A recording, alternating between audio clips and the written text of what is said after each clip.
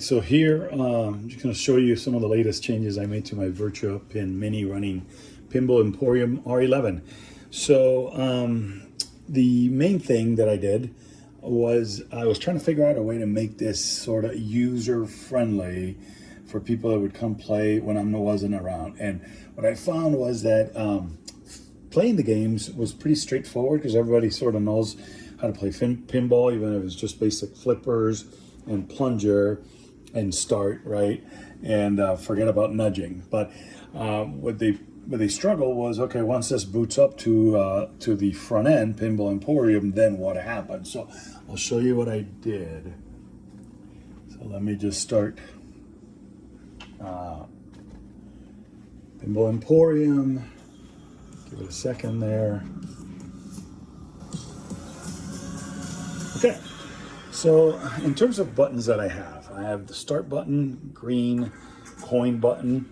I got an exit table button down here, a red launch ball button, plunger, and then flippers, magna save, and then also, I guess, analog or physical nudging, but we won't worry about that. But anyhow, so like I said, once they got to the menu here, people didn't really know, how to navigate things.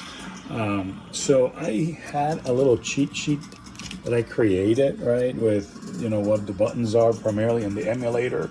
And that was okay. But then it occurred to me, what if I just basically create a DMD image with the basics that what they need?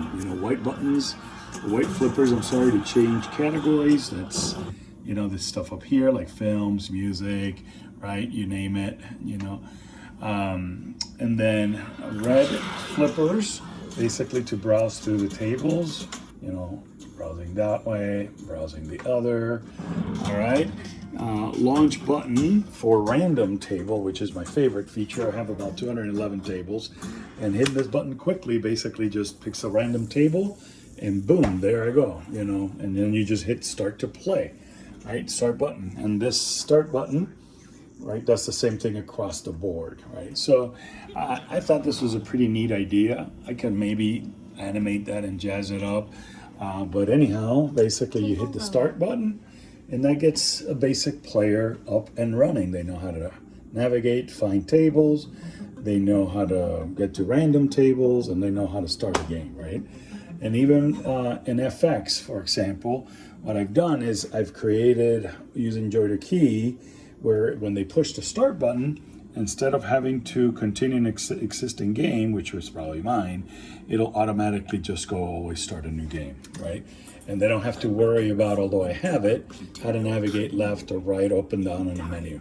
So the cool thing too is once a game takes over, its own DMD takes over here, as opposed to those instructions for the emulator. So it's really cool because obviously all games or most games will tell the player what to do up here, right? So, and Pinball FX is a great example. You slide flash, use the launch button, right? And you just launch, you do your gaming, etc.